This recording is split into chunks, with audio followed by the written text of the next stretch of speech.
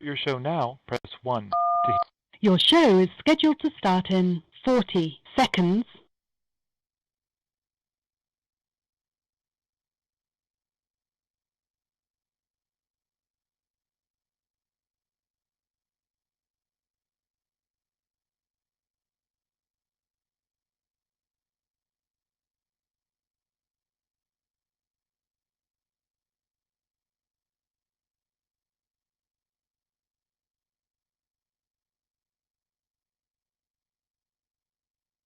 Your show will go live in 5 seconds. 4, 3, 2, 1.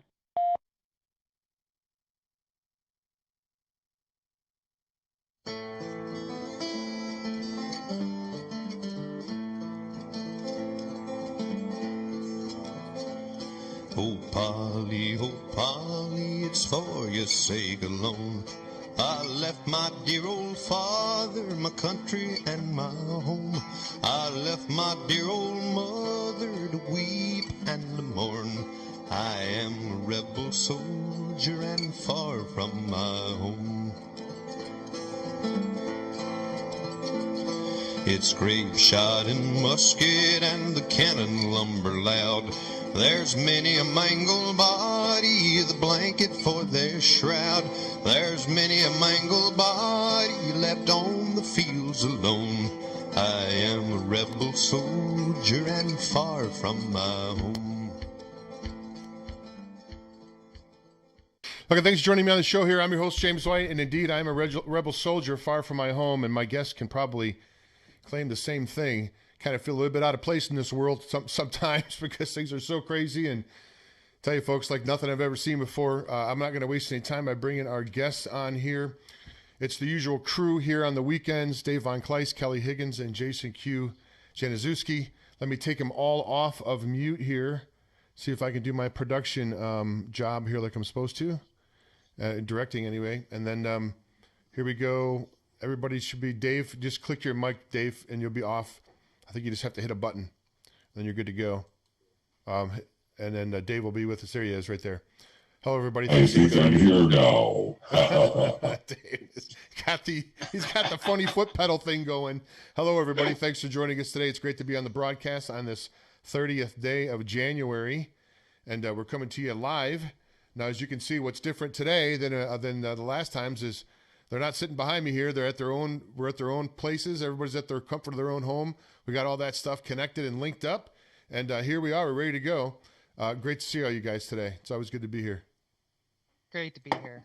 Glad to be back. It's been a while. What up, James? Hey, what up? I can only make this thing so big here, so I'm going to try to get us equal, video frame size, but it's not going to be exactly perfect. But at any rate, I don't think that's really the important thing. So, I'm going to start off here. I'm going to start off, if I can, with a little bit of a just kind of a recap of how I see things. And then certainly you guys can all go around the room and give yours if you like. But I think one of the things we're seeing here, especially, and we can talk about this whole GameStop thing, I think what we're seeing here is the people are starting to realize that was a catalyst. That was a huge catalyst. This whole thing where they if not familiar folks with the short selling, and the people on Reddit got together. They joined together. They started buying the stock, drove the price up, and cost these hedge fund managers, I mean, just billions of dollars. But that's not the point. The money wasn't the point. The point was I think people are finally getting it, you guys, that together we are strong, divided we are weak. And we said on this show before, the thing that keeps these scoundrels awake at night and brings them cold sweats is thinking that we're all getting together and realizing that they're the enemies, not your neighbor, not the guy that's got a different yard sign. That's not your enemies. No, it's these scoundrels at the top, this establishment scoundrels that rape and rob and pillage us on a regular basis. That's my opening statement. Anybody else can pick up and go from there. Oh, yeah, absolutely. I mean, honestly, it was great to watch happen. I also watch like the foreign exchange markets as well, and what they've been doing this week has just been funny. I've been in it since before like all the transitions happened. I noticed a massive change in March last year that happened with the markets, and even their patterns completely changed. So this was a big one. It really opened some people's eyes about, not just are the systems rigged and everything else. Well, guess what? Wall Street and Main Street, it's rigged against us as well. And that just completely exposed it this week. It was fantastic. No doubt. Jason, Dave, what are you guys thinking? Go ahead, Jason. You take it. Yeah, it didn't take long for them to realize that the whole system's rigged against us. So as long as we stick together, we can rig it right back towards them. That's all we have to do is just the only thing we have to do is stick together. No matter what, thick or thin, just stay together. You see a lot of people jumping ship about President Trump, about this, that. Just stay together. We just all have to stay together. Together with it. That's our strength. Is all together. So just please, whatever you do, don't stray away from the plan. Don't stray away from your fellow man or anything, because we're all in this together. Just stick by everyone and we'll all be all right. I couldn't help but smile when I heard that they lost $71 billion. Oh my gosh. $71 billion on this whole thing. I've never been one for following the stock market, but I know that there's a lot of skullduggery that goes on, and some of the skullduggers got skulled. I don't know. We all know what you want to say, Dave. We've got somebody. That's why I said skulled. I was just saying the same thing. I'm like, yeah, we got to watch it. We've got someone from England. Someone from England tuning in here on the chat room, sending hello from England. It's good to. All right. It's good to see our brothers and sisters. Love our worldly friends. Yeah. Good night. I think we want to get. I think we want to get along. I don't want turmoil and strife and all that. Who wants that, man? I would just want to be like, just be able to live my life, raise my children properly in a world that's not full of evil and evildoers. And otherwise, what's the compulsion with these people just to want to run things? I mean, did you see now the new anal swabs? I mean, can it be any more humiliating? Oh my God! Any more humiliating to the public? Then that's the best way now to get tested for COVID. I mean, I can't believe it. I almost fell over. I can't believe it. I mean, can they be any more demeaning? Moon us as you drive by. Whatever you do, don't fall over on your stomach. Yeah, right. I mean, for Pete's sake, man. I mean, it's a level of madness that I didn't even think we'd ever see in this country. But it's crazy, folks. I mean, now, as far as overall... Hey, Callie in the house. As far as Kalispell in the house, right here in the hometown of Kalispell here, right where this broadcast is coming from. So as far as I'm seeing things, you guys, and you certainly can chime in whenever. I'm seeing that from my view, and you can call me names. I mean, like I said, we've done it before. I think that Trump is basically in control, not of everything totally, but of the important elements of things. I published an article yesterday. I only saw him go on Marine One for the first time yesterday. Otherwise, he had not really been doing the normal presidential stuff. He signed like 40 executive orders, almost like he's on a race or something. Like he's got to get them done in a certain period of time. Something's afoot. Is anybody? I think it's basically 10 days in a row now. I don't know if it means anything. Dates are what always kill you. But 10 days in a row now, the White House has been dark. I don't know if that means anything. Go ahead. I just want to throw something in. I understand. Correct me if I'm wrong. Maybe Jason can correct me.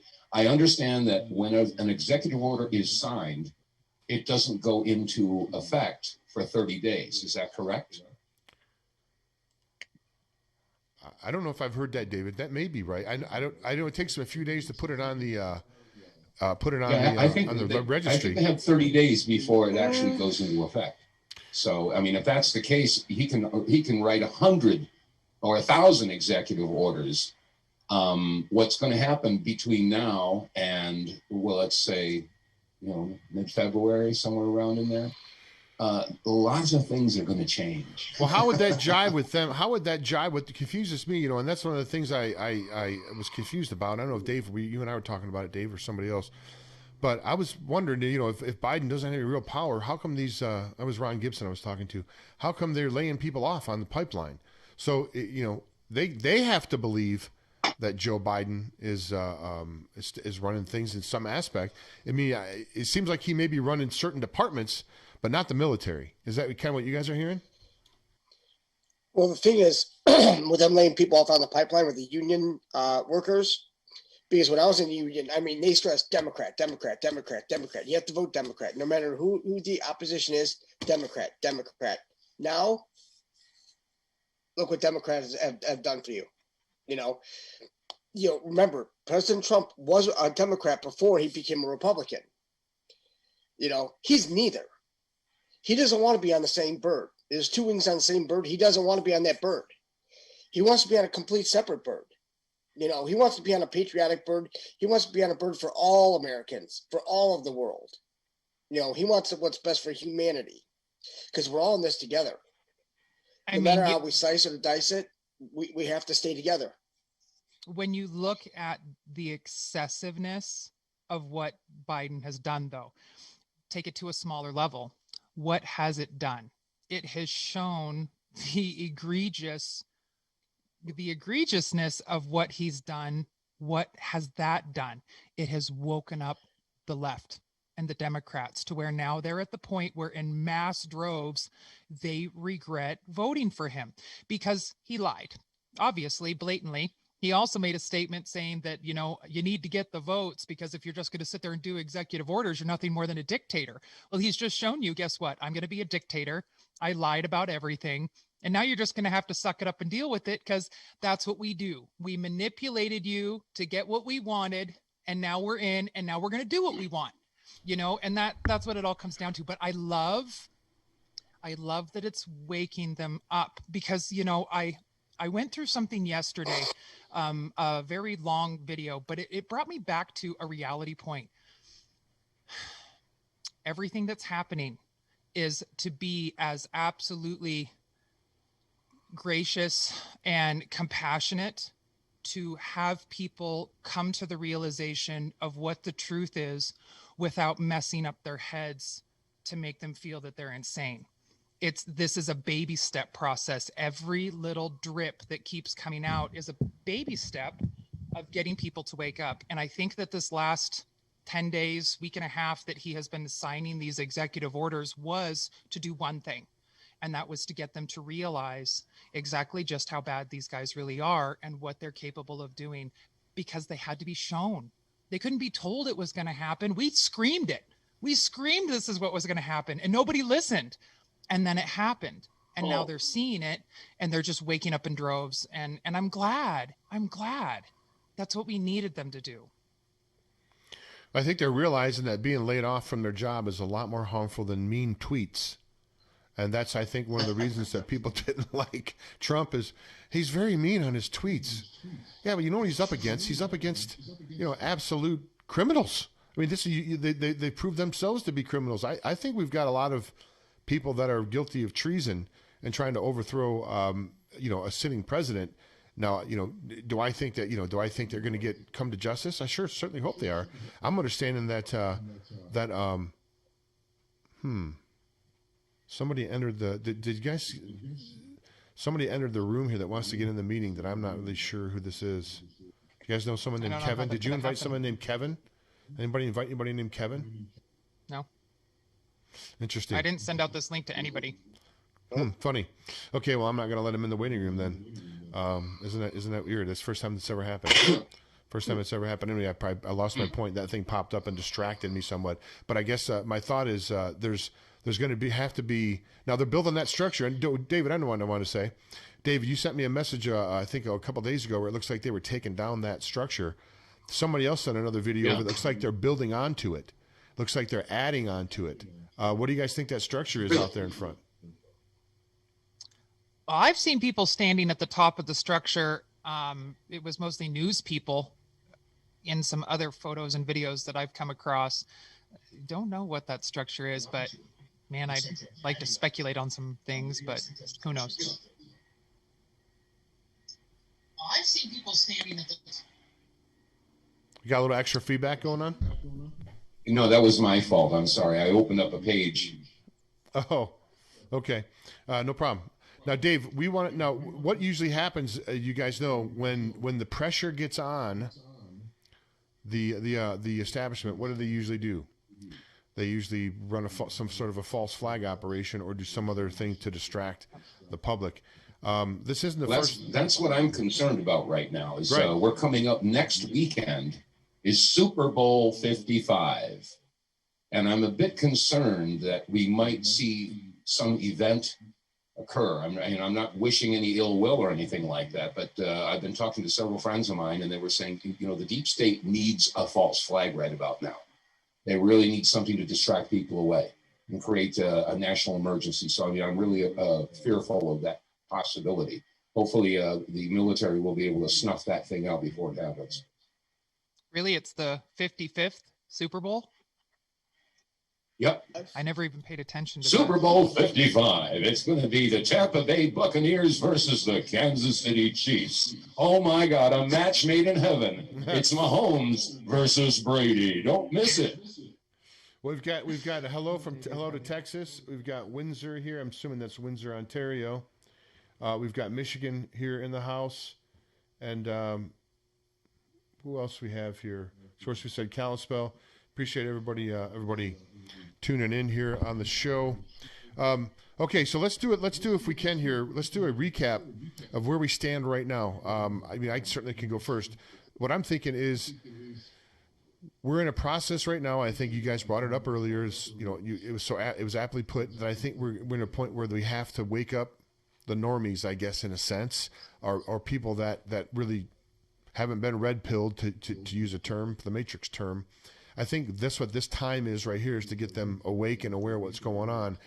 And I think what Trump really wants, or the military apparently at this point, is they don't want to install Trump to look like a dictator. They want the folks to say, hey, this administration sucks. They're anti-American. Let's bring Trump back. Is it too late? Because they've done something now with Arizona. I think they've approved some sort of an audit, and I think that's the second place they've approved some sort of an audit.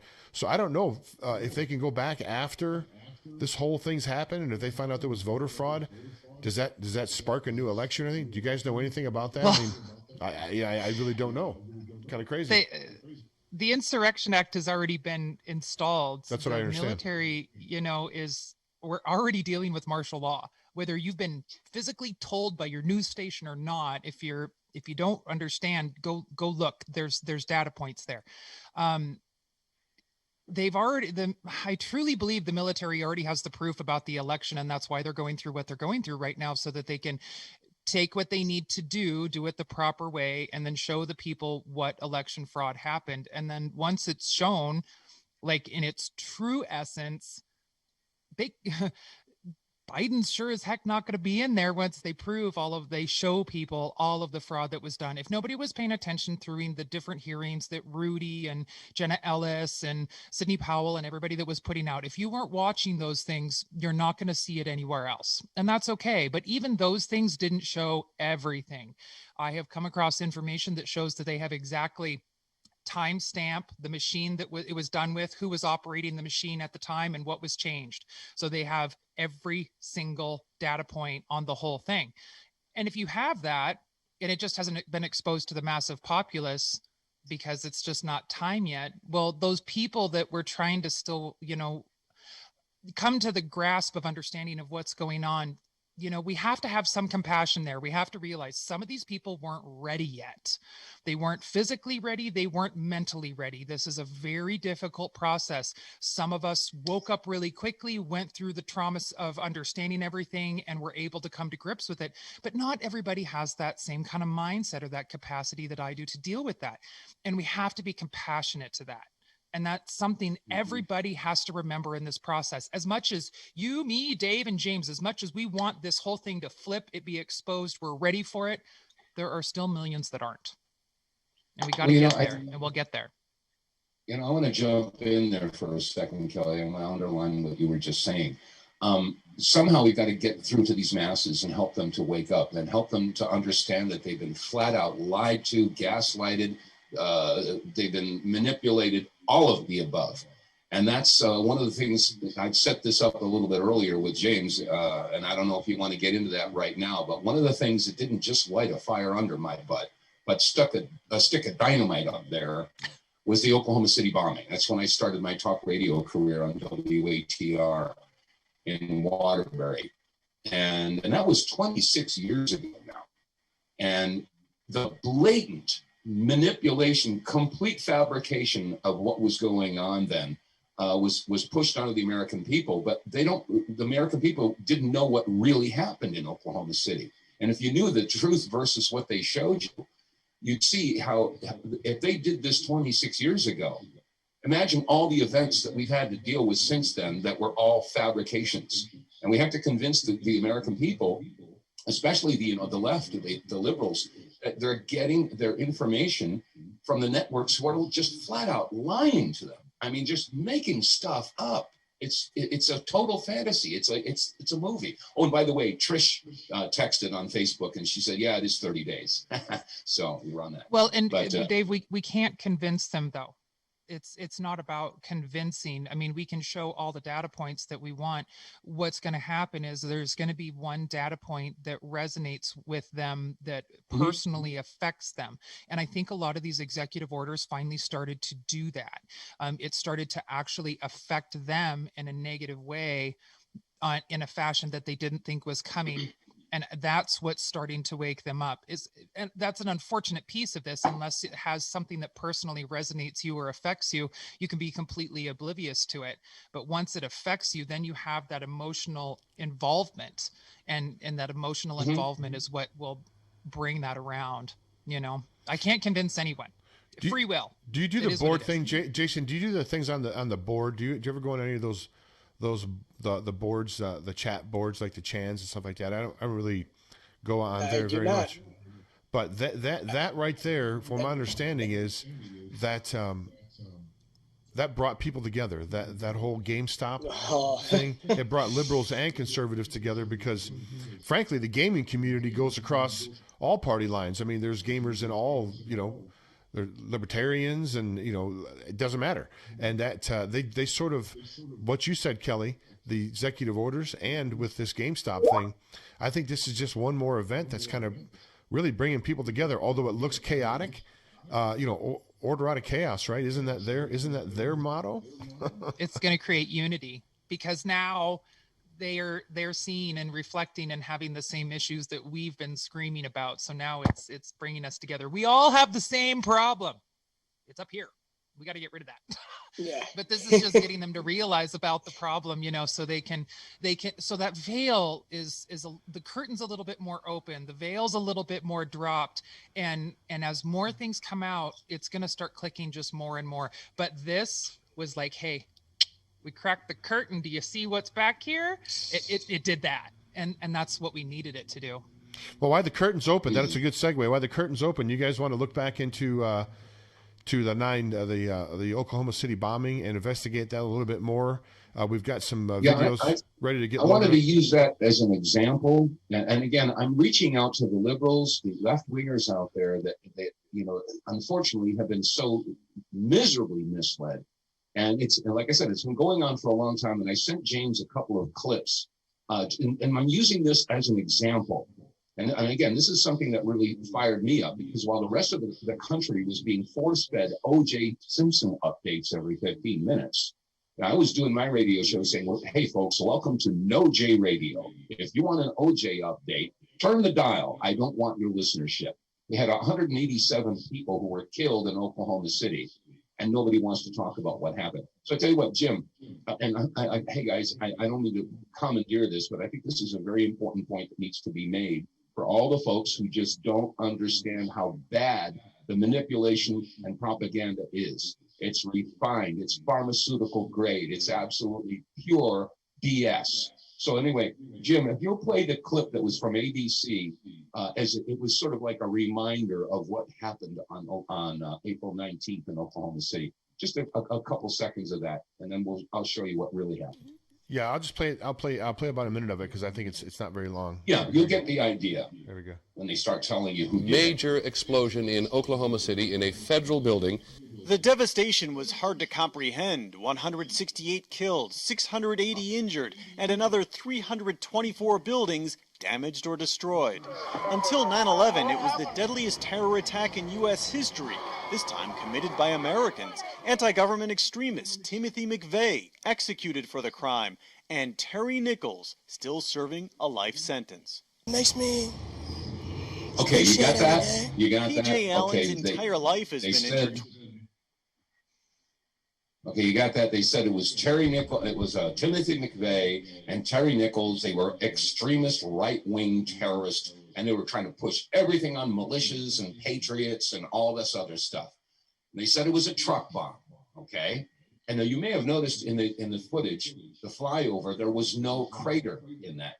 Now, so that's the official story. That's what they force-fed the American people. Now, let's take a look at the original newscasts that were broadcast live in Oklahoma City from several different network affiliate stations. This is before the feds got there and before the networks got in there and began to, shall we say, massage the information.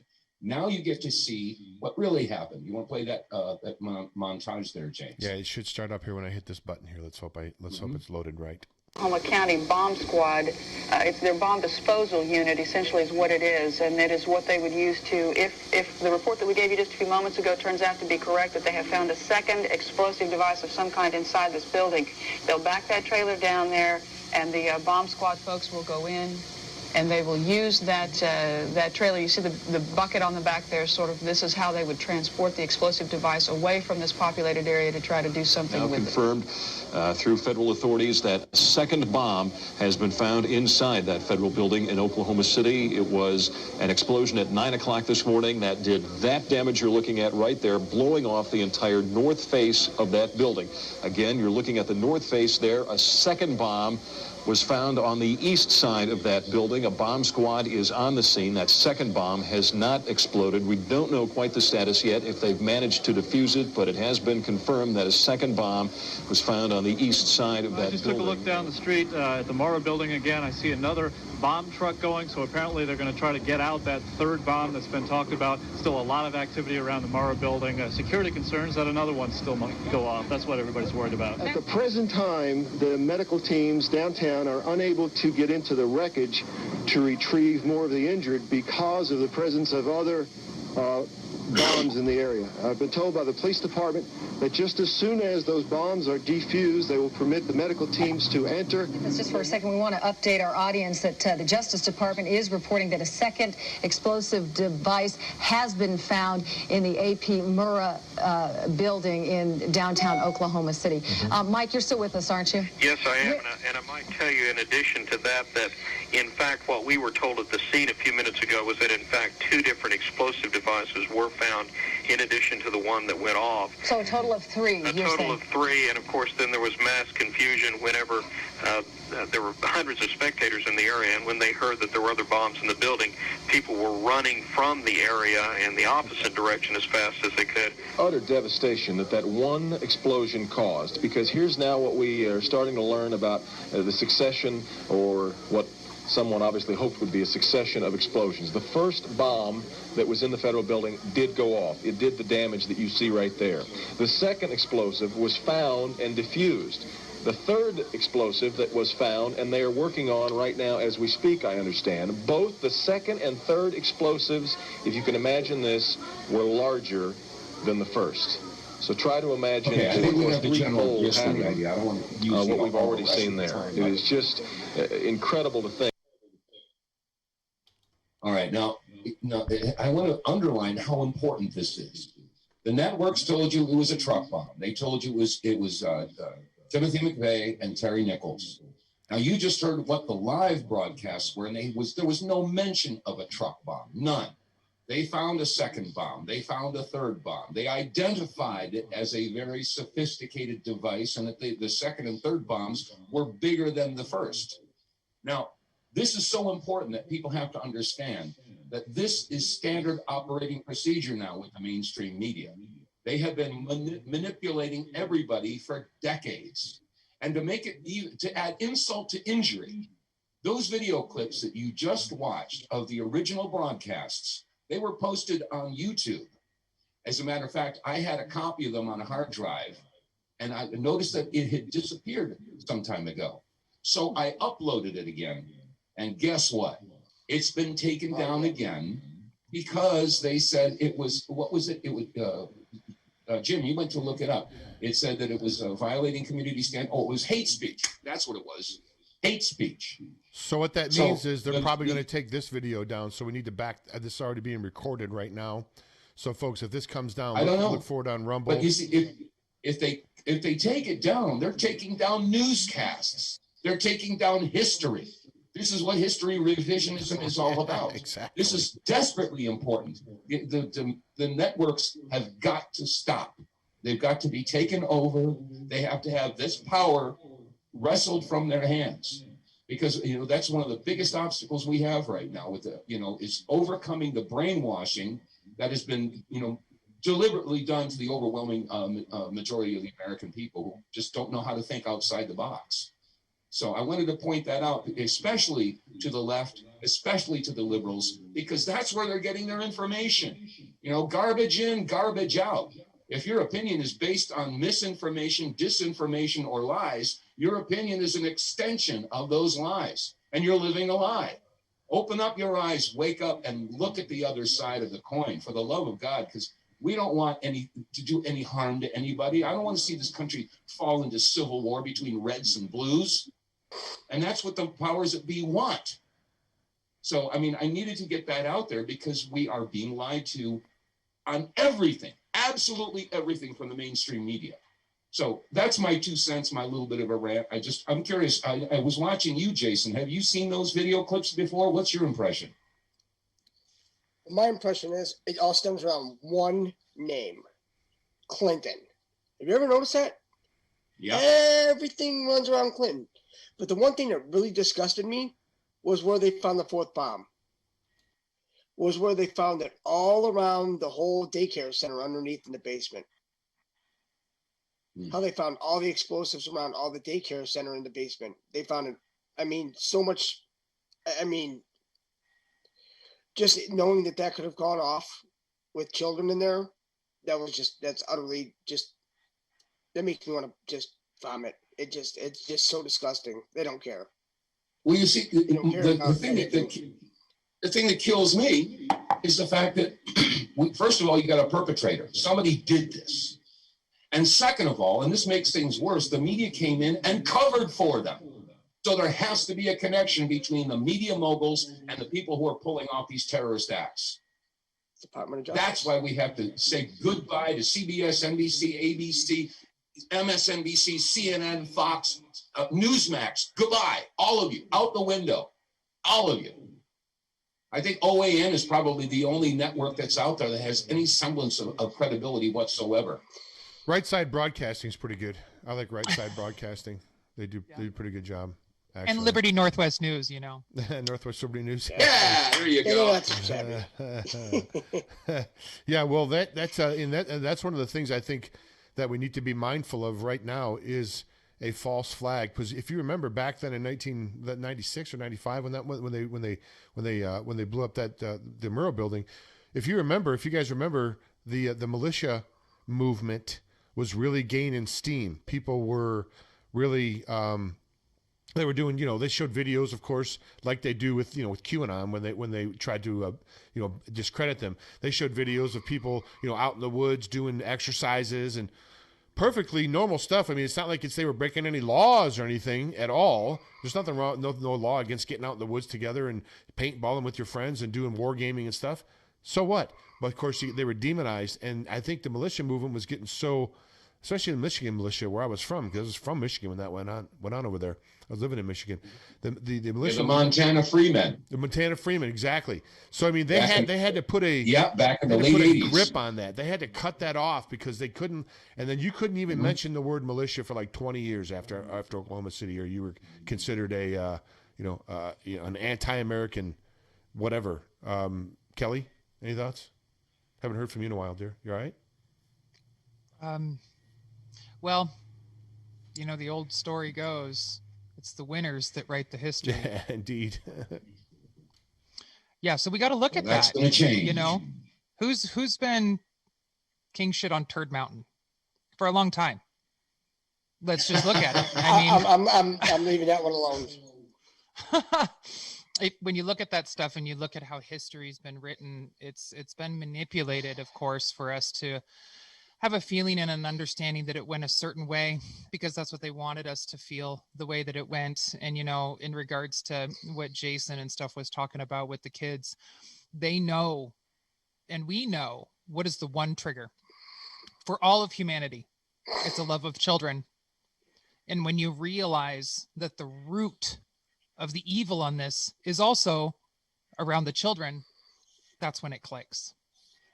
That's when you start to see the fingerlings and how they're all attached. It comes down to the kids. And as a mom, yeah, I resonate with that.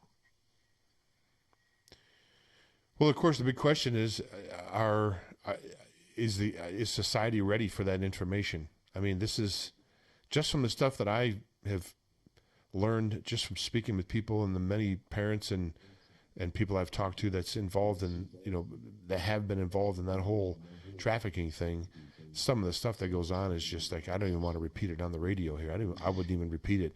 Are people going to be ready for that? I don't know if they are. I don't know if people are ready for that. I don't think anybody's ever ready, prepared, or has an ability to comprehend on how you're supposed to deal with it.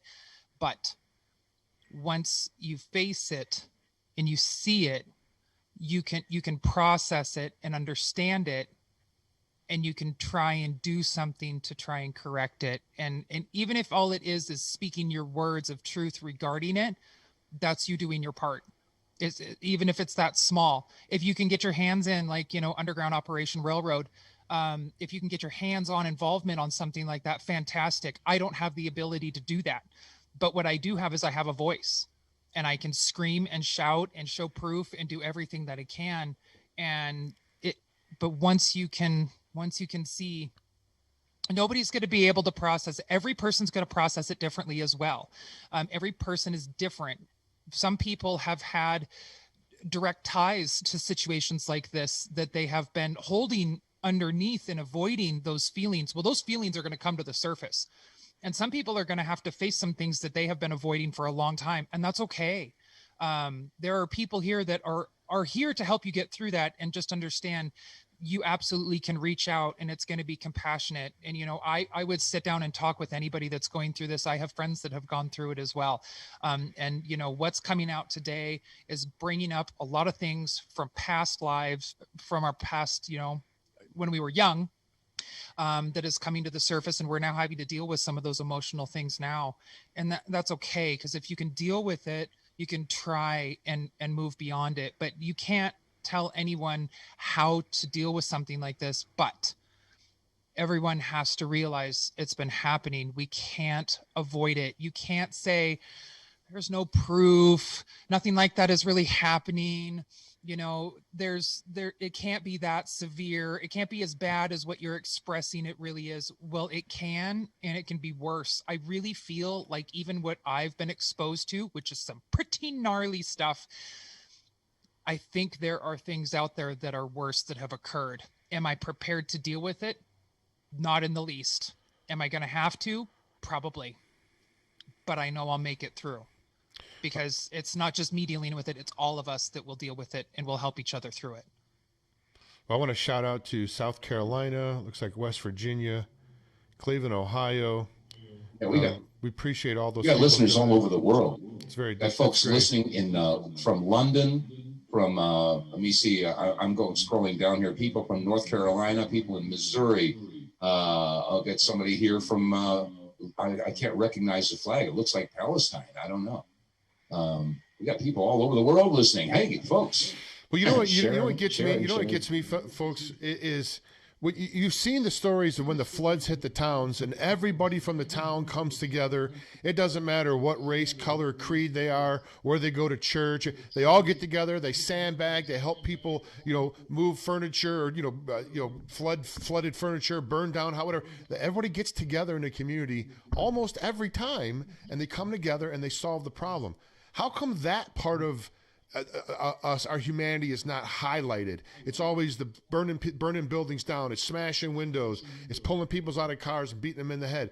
I mean, don't people see, Dave, like you talk about, to your point, to the people on the other side, don't you see the program that's being run? Generally, people don't want to harm each other and don't want to. They're not bigots, and they don't want to hold people down and repress other people.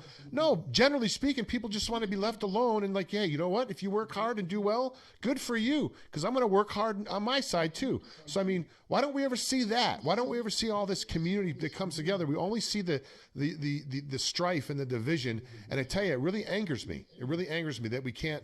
It's the media again. Sorry on my tangent there. I had to go off a little bit there. Sorry about that. Hello from Texas. Pennsylvania. Anybody? Wow. I guess you left us all speechless here. Sorry, I got sidetracked. I was trying to look at the comments so I could see what you guys were seeing. Very rare. Well, that's what I'm doing. I mean, we got people from Poland. Here's Poland checking in. Missouri, Scotland. Tennessee, Southwest UK. Texas, Scotland, Just Wisconsin, Florida, Mississippi, Oklahoma, all of the way, Raleigh, North Carolina, Michigan, South Africa. Everybody around the world is seeing it. What's really the big problem here is American media. Other media is talking about this stuff. They're putting videos about the adrenochrome out there. They're putting videos about Biden or Hunter's laptop and everything else. The news sources outside the United States are showing these things. It's American media.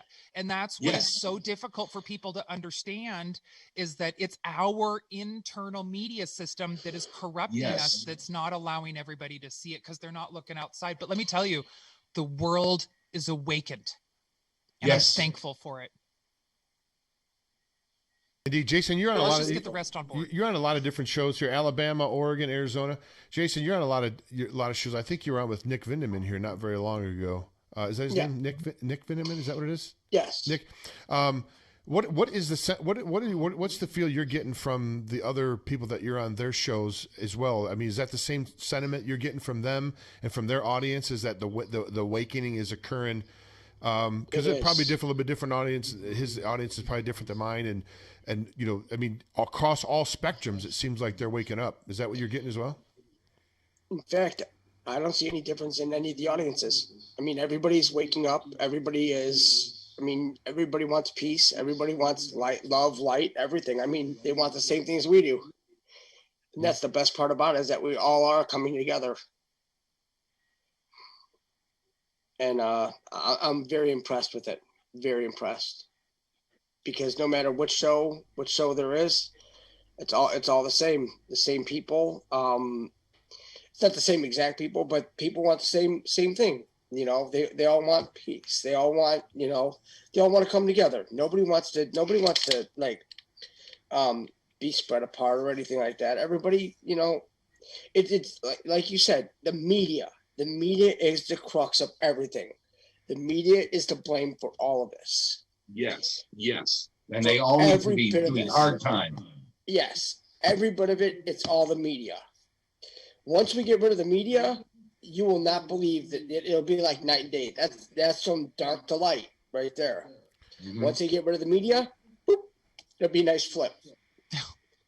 Well, the frustrating thing is, of course, when they went after Trump for collusion or whatever he did for the Ukraine phone call, whatever that was, and we had Joe Biden on video. You saw him on video saying at the Council of Foreign Relations going, well, I told him we're going to be gone in 6 hours, and if the guy's not fired, you're not getting $1 billion, and what do you know? He got fired. I mean, that was as blatant and open as you could possibly get. It didn't need any other explanation besides that video. Crickets. We get nothing from that. But Trump makes a phone call, a quote-unquote perfect phone call, and they try to impeach him. That's the media. Because he asked about it. Exactly. Yeah. Right. Yeah. That's the Denmark. Hello from Denmark. Wow, I don't think we've had a listener from Denmark yet. No, we got. Yeah, we got. I'm watching the feed on Facebook, and we got people in Spain, South Africa, all over the world. Poland. Hi, guys. Thank you, everybody. Thanks for tuning in. Hello, everyone. We hope that you guys are. You guys have people that are telling truth over there on your side, wherever that is. Folks, because that's going to be a real popular thing. If you're wondering what you can do for the future, be a truth teller, because it's going to be a good field to be going into. Because I'd like you guys. I don't know who said that. Was it you, Jason? That or David? Once the media gets gone, people are not going to believe. Not going to believe the truth that's been being hidden from us. And I'm talking about in technology. I'm talking about in travel. I'm talking about in energy. I'm talking about medicine. All that stuff has been not necessarily by the media, but they've been covering for the people that have been keeping it from us. I think we get rid of that whole layer of evil. Stuff's going to open up and we're going to go from a land of scarcity to a land of abundance. That's the view that I have. Anybody else?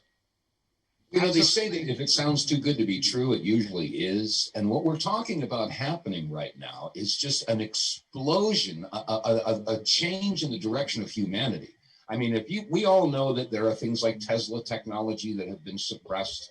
We know that there are propulsion systems and medicinal breakthroughs that have all been withheld from humanity because of the Rockefeller mentality.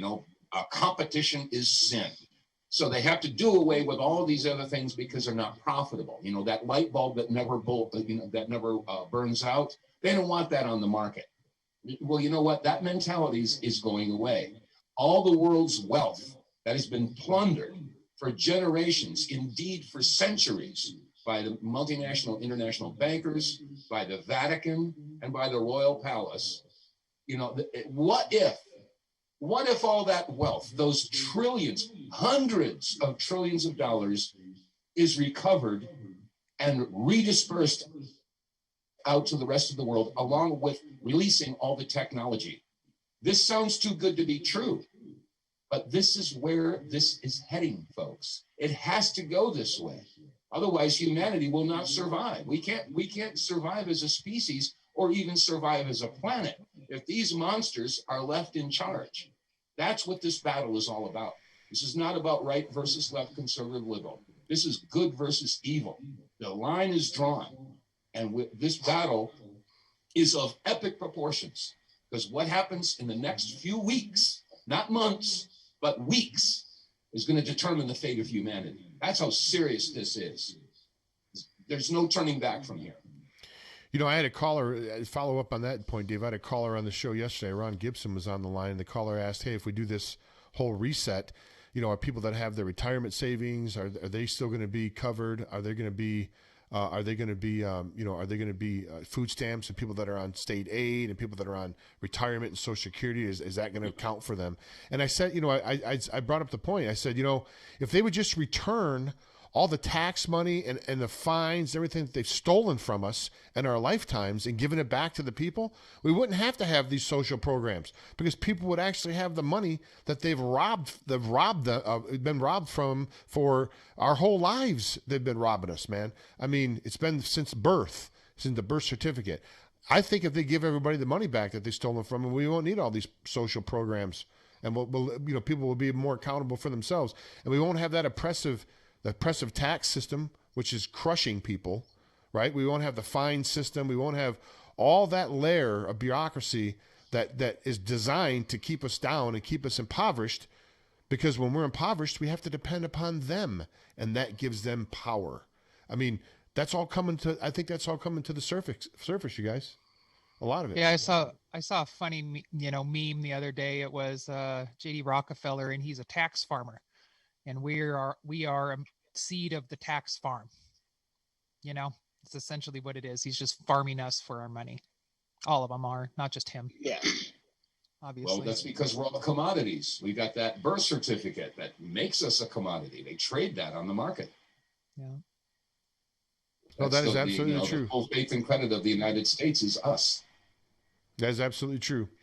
Well, timing, of course, you guys, is we can open up the phone lines here in a couple of minutes or whenever. I don't think there's any calls right now. But timing, of course, is always the hardest thing to figure, and I'm not doing that. You hear dates, March 4th, April 15th, or 24th. I'm not going to try to, like I said, I'm not going to try to pick a date. But moving forward, do you see, as far as arrests are concerned, or what they're going to be, whatever next part of the plan is going to be coming up? Because they've got a plan. Like I said, we see where Biden was denied a trip back to the inauguration from federal planes. The Pentagon, of course, snubbed him. These things are going on. These are real things that are going on. So something else is going on besides what we're seeing. Do you think it's going to be weeks, months, days, weeks, or months away before we start seeing what we all want to see, and that's criminals brought to justice for the voluminous amount of crimes against humanity? Kelly, you got any thoughts? I think this is a Jason question. Jason. Well, if we're talking days, weeks, and months, what if we just look back? How many times have you seen an inauguration with a 10-foot high fence with razor wire? Never. And military all around? I haven't seen any. But the funny thing is that all the criminals were on the inside.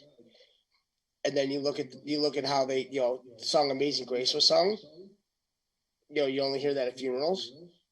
And you see that, like, they were great. They were escorted off by military, with Garth Brooks and everything. And even Jennifer Lopez, I mean, you could see it in her face that she knew that was the last time she was ever given a public, any kind of, public, song, speech, anything. So that was her last time being in public. So there was definitely a lot of fear. Yes. They weren't expressing it like when the camera was dead on and they knew it was looking at them. It was all smiles.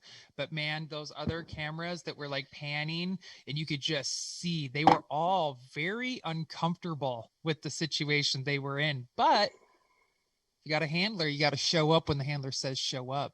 That's it. You did the crime. Yeah. That's it. Well, yeah, I don't feel bad for any one of them. That's what they chose. And once the public finds out what they've done, just to gain that quote unquote popularity, that's why it's when people say, well, their heroes are, like LeBron James or this or that. And, I have a picture of LeBron James and Chris Bosh's daughter, and it makes me want to vomit also. But, my heroes were my parents, I mean, they did everything they could to raise me, and, they've always done, everything that they could, all the self-sacrifice and everything. So, your heroes should be your parents, because when you really come to an age where it really hits you, and it really does hit you. And that's why my parents will always be my heroes, my idols. And, just to be like them, I can only hope to be like them. So. Well, and Dave, you may have a perspective on this because you've been doing this for so darn long, but there are going to be a certain percentage of these people who have been involved since birth, literally since birth, and they've been in these families and they've been victimized. And when I say they don't know any better, it's not like, oh, you're giving excuses to these people. No, literally, folks, they never had a chance. I'm talking like from infancy. These people were sexually abused, and it just went all the way on through right up into whatever. Some of them are stars. Some of them are people you'd probably know. But they have been never had a chance. I mean, we have to have compassion in certain things. There's going to be certain people like that we're going to have some, I know our initial thought is hang them all, right? Hang them all from the highest tree because they're child pedophiles. But what are we going to do about those ones that, like I stated, they've been victimized themselves from birth? And I'm telling you, folks, under 2 months old, like I can't even barely even say that without vomiting. But yes, even up to 2 months old and on, they get abused in the worst possible way. And these people need to have we have to have some sort of mercy for these people, is my initial thoughts. Kelly, you be prime example. Go ahead. Anderson Cooper. That's what I hear. Right? Let's talk about a big one. Vanderbilt. You know, if you want to talk about from birth of having to deal with it, that is a prime example. Dave. Yeah, some of the artwork that has been showing up from the laptops. I forget who the name of the artist is, but there are several different scenes of children that are tied up, and it looks like they're strapped to a tile wall, and that tile wall happens to be the swimming pool at Gloria Vanderbilt's old mansion. I mean, it sure as heck looks like it. I've seen the photographs. I mean, this is some sick Podesta. stuff. I think that's from and Podesta. Yes, these people have to be completely vanquished and they have to be cleansed from the face of the earth. Well, and as much as I would like to have hope for someone that has been subjected to that in their entire lives, the question has to be asked, is it possible to try and for something like that? Like, I don't know what their life details include. Only a certain record would contain that. I don't have access to that, obviously, but being subjected, participating, and becoming a result of, can it be corrected back to what it should be? Is that even an option? Because some would say no. Some would say maybe let's try, to be compassionate, but is it possible? I don't know. It's kind of like maybe sometimes it's better to wipe the slate clean and start over, but it's not my call. Well, I mean, speaking coming from a biblical sense, and this is not a biblical show, they can, with proper prayer, and if there's a proper intervention, I think those people can be repaired. I don't think, my view, we shouldn't throw them out with it. I'm not saying that's what you're saying. I know you're just asking the question. Again, is their life going to be, it's quality of life, right? I mean, are they going to be so traumatized by what happened that they're going to, and it's not my choice to make, like you said, but I would certainly like to give it a try. If we do come across those folks, and there's probably a lot of them, I certainly would like to at least, as a society, try to heal them or bring them back if we could. I mean, I just hate we even have to think about that, you guys. I really do. I hate that we even have to have this conversation. It disgusts me. It really does. Well, I got to jump in there. I mean, I want to take it back 25 years again, because a little while ago we talked about the Oklahoma City bombing. And that's how I got to meet Ted Gunderson, who was the FBI bureau chief for San Francisco, LA, and Houston. And so he was investigating the Oklahoma City bombing, but before that, he had been investigating the child sex trafficking networks that were not just being institutionalized, but they were being industrialized. And that's the horror, is that there are children that are bred underground. They have no birth certificate, no record of their existence. Folks, that's how evil these monsters are. And this is not fantasy. This is not conspiracy theory. People will say, oh, the QAnon people are crazy. They think that there's a satanic network and there's pedophiles and they're drinking blood. It's all crazy. It's crazy. No, it's not. It's real. And that's why the mainstream media is doing everything they can to demonize and ridicule the Q movement. Now, I'm not here to say Q is 100%. I'm talking about the child sex trafficking. That is real. And unless people open up their eyes and realize the reality of the situation, it will continue. And like I said, this is just beyond the most horrendous concept that we can think of. People breeding children underground to put on the black market because it brings a lot of money. That's what it's all about. These people, their greed is disgusting. And Jason, I'd like you to try and clarify on what I'm going to say. This has been happening for generations. This isn't like, just I had a baby and it went underground and it hasn't seen the light of day. Like, these are generations of people that have been born underground, decades and decades and decades. So let's go back 5 generations worth is what they're figuring as an average minimum. 5 generations of humans who have been underground, never seen the light of day. What is that going to do to, as far as like an evolutionary changes in the body, their eyes, the melanin in the skin, even an exposure to the son itself could be excruciating. You know, when you have to look at the compassion behind those kind of things. This isn't just a small, subtle thing that's been happening. It's massive, and it goes back a long time, and it hurts. It hurts to think about that. Yeah, it's massive. Well, we have a call. Do you guys want to? We can open up the phone lines if you like. I know we enjoy taking calls.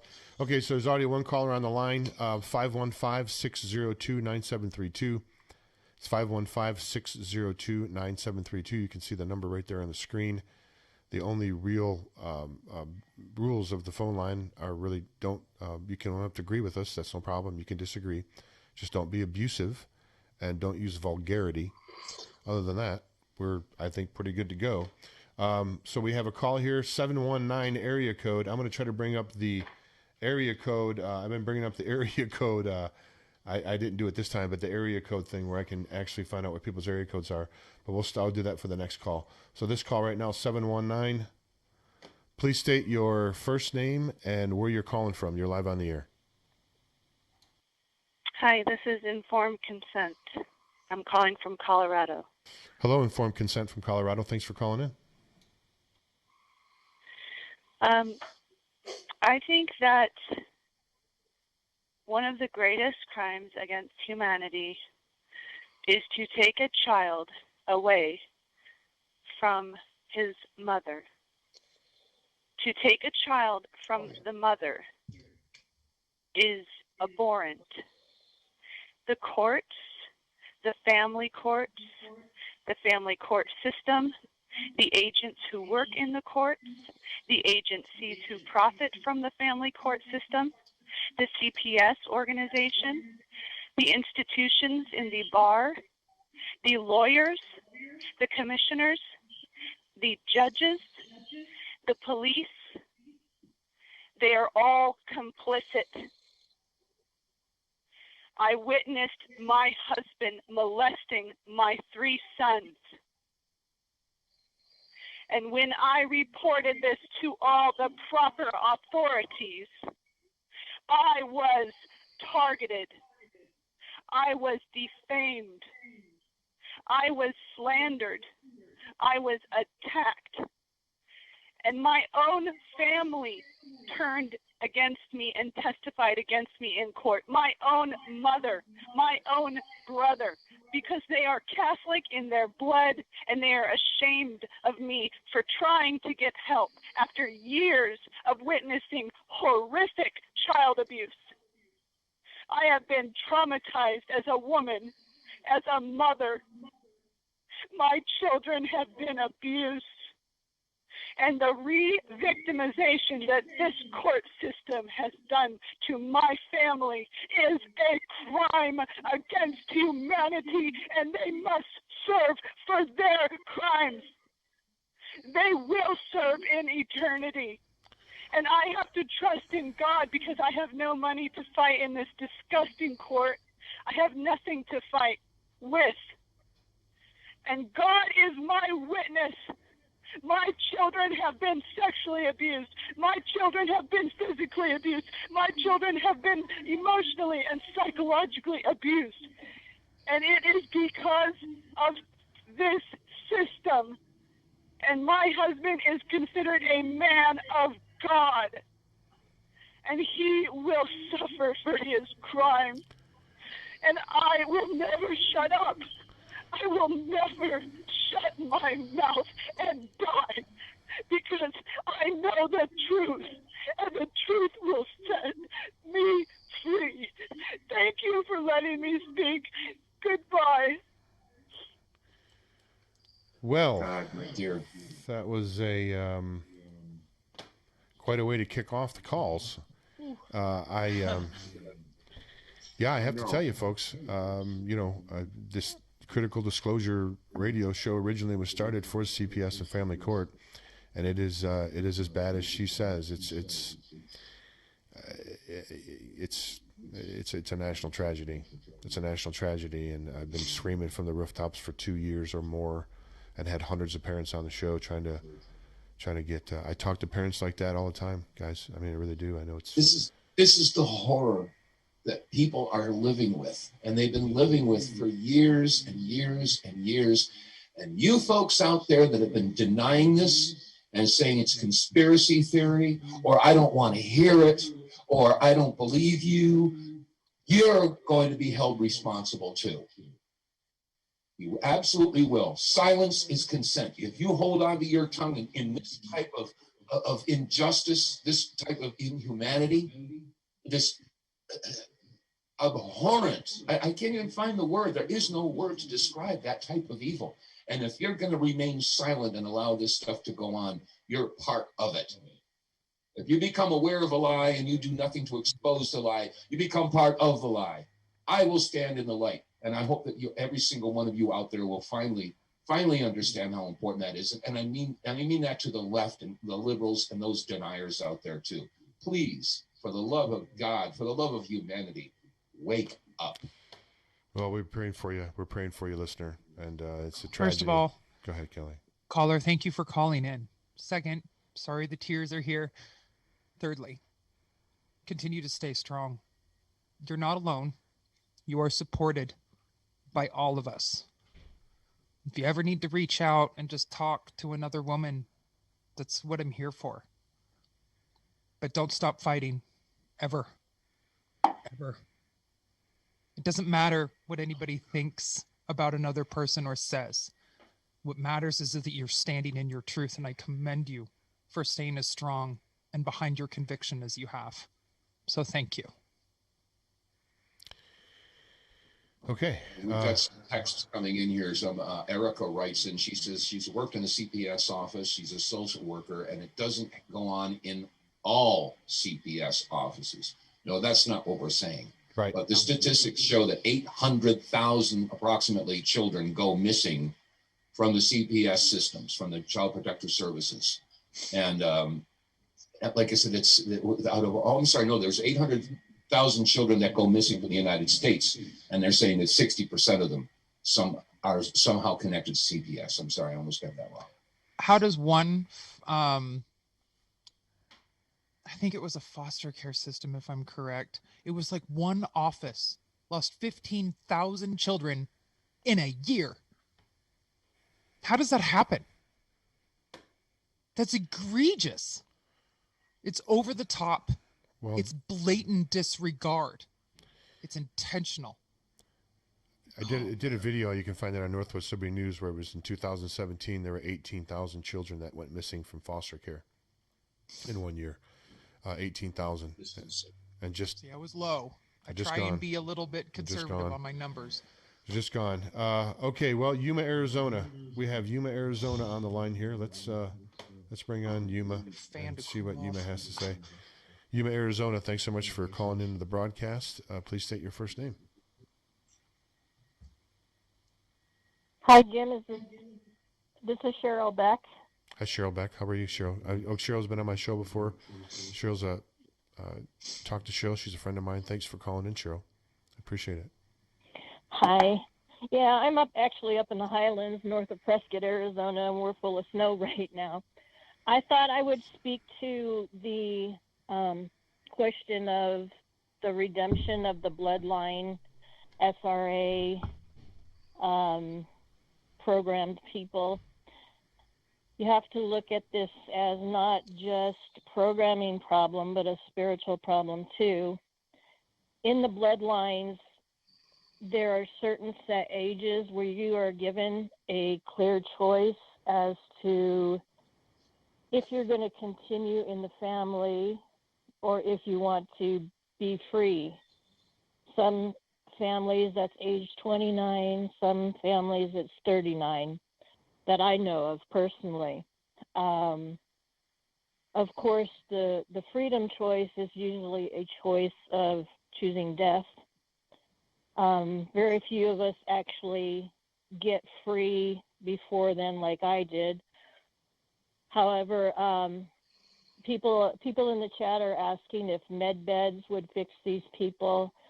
The problem is, as we know in the Bible, there comes a point where their hearts are turned to stone and they are really past redemption, in my opinion. Certainly, it's worth a try, but it has to be not just a physical breaking of programming, but also a spiritual redemption. Agree. I agree. So you, I mean, Cheryl, I was talked earlier about some of these people that were, and if you guys want to hear Cheryl's interview I did with Cheryl, it was very compelling on Northwest Liberty News. Cheryl, was I accurate when I when I mentioned earlier that some of these people that are currently right now still in the system have been abused just basically from infancy onward? I mean, this is not an exaggeration when I stated this. Is that correct? Can you verify that? That's correct. They start actually, some of them in the womb. So, with shocks to the, woman's abdomen itself. So, yes. Good Lord. They officially started with me at age 2 with the SRA, ritual abuse programming. Well, this is a whole nother area, folks. That Cheryl, as I said, this may be a point for another show to talk about, because this is such a widespread and diabolical and evil practice that these people engage in. That it's something that deserves, and I've done lots of shows on them, Cheryl. I know that you've spoken out as well, but I think that maybe right now let's maybe I know it's kind of a downer, and I don't mean to be any way to say that, except that it's real and it sucks, and I know I've been dealing with it, as you know, Cheryl, for a couple of years, and how many shows I've done, and I wish we could do something about it right now. And I'm only hoping that what we're doing is trying to wake people up, and that's what the victory, I think, is going to be victory in waking people up and getting enough people to realize what's really going on, and to be as shocked and appalled as we all are here today. That we need everybody to be that shocked and appalled, and then I think we can finally take our children back from these monsters. Any thoughts on that, Cheryl, before I'm going to move on to the next caller, unless you have some things you want to say? Well, I think what we're looking at right now, especially, with the previous caller with CPS, because, they've threatened to take my grandson twice to here in Arizona. So what we're looking at right now is all these evil systems hopefully coming down. The Catholic Church is notorious for the Luciferianism in it. And that first caller was up against the Catholic Church. We're looking at CPS, another system that's totally infiltrated. Many churches are totally infiltrated with these Luciferians. And I'm just hoping and praying that all these systems come falling down. Amen to that, Cheryl. We hope that we're right there with you. Let's chat offline, and I probably need to have you back on the broadcast again. I know we've been talking about it. I think I have so much correspondence I can't keep track, but I do want to get you back on the show. Thanks so much, Cheryl, for calling in today. We so much appreciate that. God bless you. Thanks, Jim. Thank you for your contribution. Bye. Bye now. Yeah, it's that's some of these things that we've talked about. Cheryl and I have talked about that goes on that we didn't even air. I just couldn't even air it. That's a strong woman right there of faith, and she was able to break out of the whole Illuminati bloodline thing, and she turned to Christ, and she's changed her life, and we're very thankful for her and everything that she's done. So. Okay, let's move on to Tulsa, Oklahoma, and you guys want to say? I know everybody's a little bit in shock here, in a sense, probably a little taken back by all this. You guys want to say anything? Anything you guys want to? I hate to just move on and plow through this, but if you guys want to say something, let's flesh it out. Right now, I think plowing through it helps. Very good. We'll plow through. Tulsa, Oklahoma, on the line here. Let's bring them on. Tulsa, you're live. Hi, Tulsa. Go ahead. You're live on the air. Please state your first name. BJ. Hi, BJ. Dave, I want to say thank you for bringing up Oklahoma. 95 was a big wake-up call for a lot, but even though it's been 26 years ago, almost. There's people in Oklahoma City right now that doesn't believe the real story. They believe the main story. So I want to thank you very much for pulling up that video footage of the local news. That will show a lot of people of what really happened.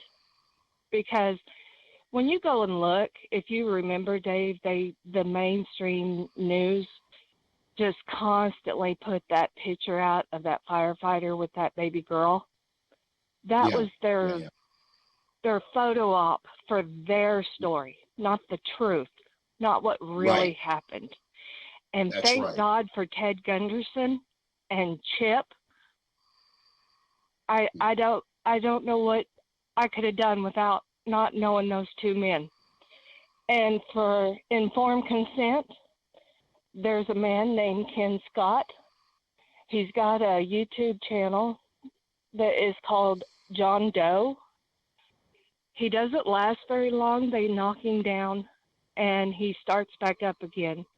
He knows about the families. He is part of it, and he's got out, and he has fought for his child. And I want you to know, informed consent, my heart is with you. We're all trying. We're small voices, but small voices end up being a big crowd. I love you all. Thank you. Thank you. Thank you, caller, for calling in. Yes, justice will be served. It's going to be massive. It is just going to be massive. Because the corruption and the perversion has permeated a huge portion of our society. And it's going to take some time to rout it out. But I want to point something out. Right over here, I have the book of Jasher. Now, the Jasher is mentioned twice in the Bible. It's in 2 Samuel and in the book of Joshua. Now, in my own study of the Bible, I kind of figured, well, gosh, if it's mentioned twice in the Bible, maybe I ought to read this here book of Jasher. So I got myself a copy of this, and it's sort of like the book of Genesis on steroids. For every one page in the KJV, there's 10 pages in here. If you haven't read the book of Jasher, you should get a copy and get yourself an eyeful. Because in here, it talks about the sons of Jacob. And when they had their sister had been kidnapped and taken, I forget the name of the village or the town, but two of the sons of Jacob, it was Benjamin and Levi. The two of these guys went in there and they wiped out the entire town. 350 people, every man, woman, child, dog, goat, chicken, everything. They killed everything. That's called a biblical defeat. When you kill everything, you wipe the slate clean, you are removing the seed. And that, unfortunately, is what has to happen with these sick monsters that have done this. They have to be removed. I mean, we can't survive as a species. Again, I don't want to repeat myself, but we cannot survive as a species if that type of behavior remains in existence. It sounds radical, but what good are those people into this world? I don't want to live with them. Oh gosh, it's hate speech now. Oh dear. I think Jason wants to add something to this. Jason? Oh no, nothing. I thought I had something in the book of Yesher, like right around here, because I remember hearing that around here. I thought I had it around here. It's not around here, so I'm not gonna go looking for it. So can we have Arizona? I do remember something about it. Oh, sorry, Jason. I thought you were finished. Oh no. Go ahead. Arizona, we got another call from Arizona here coming in. Arizona, go ahead and please. Hello. Hi, Arizona. Hello. Hi, Arizona. Please state your first name. Hi. Hi. Yes, my name's Emily. Hi, Emily. Thanks for calling into the show. Hi, I have a question, some questions about the vaccine. I have a son that's 24 now, but he was injured in 1997. He actually got so many vaccines. I didn't know any better at the time as a young mom, and I was like, oh, you have to do this so they can go to school. Just kind of in that whole process, and actually that's what happened. What woke me up with everything was my son's vaccine injury. And so he has what they call transverse myelitis polio, and he gets around with walking canes, and he's leg braces and stuff like that. He's really rigid, and he's just had to deal with that. And I also have a daughter that passed on the same year with cerebral palsy, and I've had nothing but problems with the medical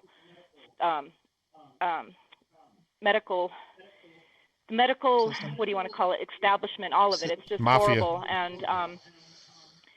And so I after that happened to my son Jacob, we didn't have any more, they didn't have any more vaccines, and I went down the rabbit hole learning about all that, and I found that they had given him like 2 Hep B shots that day, DTP, Hib, and the oral polio they gave him. It was the live vaccine, and it was also, he wasn't supposed to get that till he was 18 months, and he was only 12 months. When I took him in that day, they called it the well child check, ironically, and then he was never the same, and he just had like so many problems, extreme fatigue, lethargy, and they kept saying, oh, we have to do another spinal tap. He must have had like 7, 8 spinal taps, and they thought he had encephalitis, meningitis, and then it was just nothing that they just kept asking me, well, when did you notice this? When did you notice this? And I said, well, after the vaccine, he's never been the same. And it's just like they wouldn't listen to me. And the doctors, it was just horrible. But I had to, I was just learning about all that stuff, with the vaccine. And then, of course, I found out the horrors of it and stuff. And like I said, they never received any more. But now it's like he's on his own. He's working. And my other son, thank God, he didn't have any more either. And it was just like, even friends and family, they would still get their kids vaccinated. I couldn't believe they would never ask me. I mean, I tried to say this happened after vaccine, but it's amazing how many people just don't want to listen. They don't care to find out anything more, even in your own family. I was shocked. I mean, it just blows me away. So now, 24 years later, I'm sitting, this whole thing is like such triggering with this vaccine stuff. And you see, we hear some of the stuff coming out like, oh, it's just maybe saline in it, or it's HCQ, but I really hope that it is, that they don't. And my parents, they're wanting to take it. I'm like, I can't believe that they even want to do that, even with their own grandson having this happen, but they're just buying into the whole propaganda. I mean, I'm totally, like I said, went down the rabbit hole, found out about all the other, 9/11, everything going on, and it's just insane it's just insane, our world and stuff, and it's just weird, like even my own family. So that's why I think it's so hard for people to wake up if you don't even have friends and family around that don't even want to talk about it. They just turn a blind eye. It's like, I don't understand, and it's just, I'm scared about that, about like the vaccine. Like I'm trying not to be, like I know that it'll be okay overall, but they won't have any more vaccines, and they're young adults, but for his job, like he moved out last year, and he's working like 2 jobs. He's like really, awesome kid, and just like a really positive kid too. Both of my kids Mia had cerebral palsy, and she was very, very positive, and just loving kids. They were the epitome of love and joy. I mean, the best things that happened to me is just unconditional love. And the thing that it kills me so much is like parents just with the masks, kids with their masks on. And I mean, it's just, to me, I don't understand. It's just so hard seeing all this happening. And then you keep hearing about the vaccine, what's going to happen with that, the tests. And now Jacob in the workforce, for his job, he had to take tests he said, he gets sick every year with the flu, but then for him, they had him, take the tests. And they said, oh, you have COVID-19. And I said, Jacob, that's just like the flu. I mean, I was trying to tell him, but without not trying to boss him around, because you don't want to be when he's a young adult, I don't want to be a parent like that. But he's like, well, I have to do this for my job. And then he stayed home for like 3 weeks. And then they actually had him take another test that he said before he went back to work. And so I just can't believe the insanity of it all. The whole, the way the system is. So let's touch on a couple subjects that you've brought up. Number one, if a vaccine was safe, why would they have zero liability against themselves if something did happen? First and foremost. That's true. Second of all, yeah, that's what I think. Free will. I mean, just because of that right there, it tells you everything, Right. That should be game over and stop. There you go. That's the end of it. I mean, if it was completely safe, then they would be open to taking some responsibility if something did happen. Okay, let's just be honest. That's fact. Second of all, free will. Each individual has free will. That is our God-given right. Nobody can make anybody do anything. All we can do is provide information. So like in regards to your parents, get them information. Why would you take a vaccine if there was an alternative option, HCQ, which has a 1 in 17 billion chance of not working? A 1 in 17 billion. How good are the vaccine percentages? 94, 95%. Let's look at the Strait of Gibraltar that just recently had what? They had 10 COVID deaths until the vac was shown up. And now how many do they have? 73? Huh. That's kind of an interesting statistic, don't you think? You have to show those things. The one thing I have realized more than anything is that you can sit here and scream and preach and tell and show anything you want. You're going to find that one thing that resonates with them that's going to make them see the other side. And if they still don't see it, that's the free will part. You can't control that. My parents, I'm very lucky at, 83 and 69, that they are open to listening to me and showing them and providing them proof on different things. At least they're open to it, that I'm not going to lie to them. As a child, why would I ever tell them something that would be a detriment to them? I don't want them to die. I don't want the inheritance. I want them to live. I'm going to tell them the truth. I'm going to show them the truth. And what they do with it still from that point is their free will. But if you provide those proofs and it's still, well, so-and-so says it's safe. Well, do you really want to risk your life, your DNA, how you function, getting Bell's palsy or literally convulsions and dying over a possibility? You really want to take that risk? Or do you want to just be patient, let things ride out, or use a different alternative that has a 1 in 17 billion chance of not working? Those odds I like. 94, 95% effectiveness with possible side effects, including death.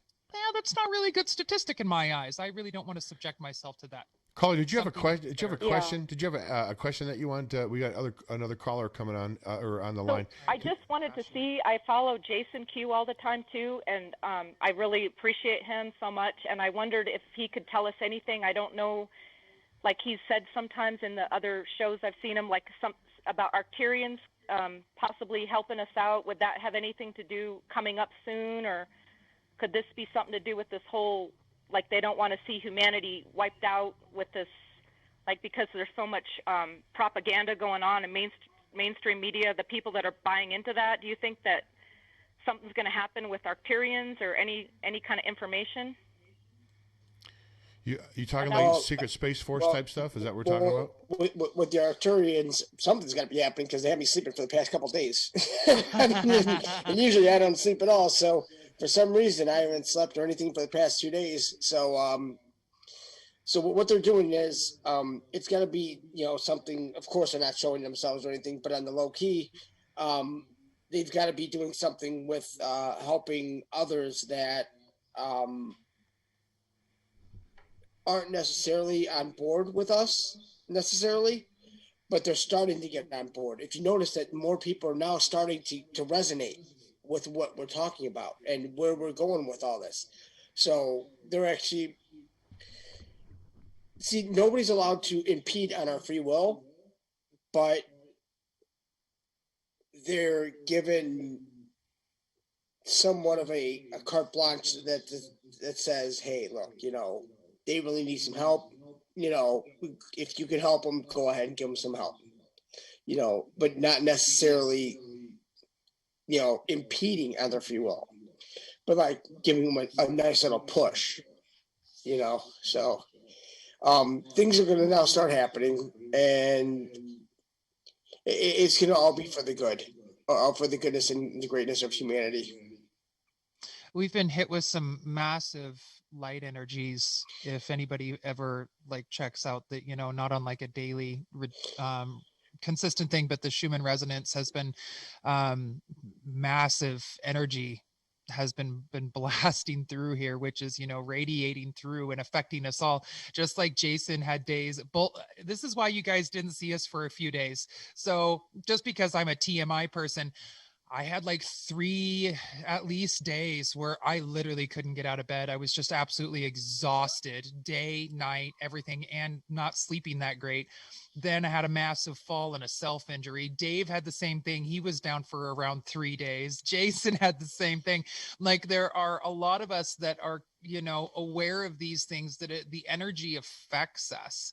And I don't know if anybody else has it, but I have ear ringing. Sometimes it's really, really loud. Sometimes it's not. 24 hours a day, 7 days a week. 24 hours a day, Right. 7 days a week. My ears ring. It never stops, ever. It never stops. When mine comes and goes, it gets louder. It'll be just like triggered. It'll just be really loud, and then it'll kind of fade away. I've also, for 3 days straight, right here, I had like a pounding, like just constant.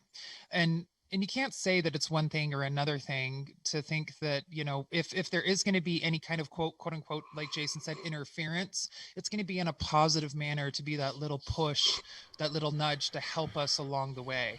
Is somebody going to come down and lift the veil and boom, here it is? I don't believe that. That's being incompassionate to humanity as a species, with our emotions and our feelings. Well, you know, something happened a couple of years ago. Last year, I think it was, and the year before, there was some pulse that came from deep space. They could not figure out, and two of these pulses came from deep space, and they think it were like 10,000 light years away or something, and I don't even know how they measure all that stuff, how they even know. But at any rate, they said it was so far out in space that they could not determine its origin, but it came twice and like washed over Earth, the pulse. Now, you couldn't visibly see it. I mean, these are things that aren't, you know, you can't see with the naked eye. Are you guys familiar with that? How they had those 2 pulses? I think there was 2, at least 1 for sure, 2, maybe even 3. Did you guys know about them talking about the pulses that came here? Was it a year ago or so, 2 years ago, that washed across the Earth?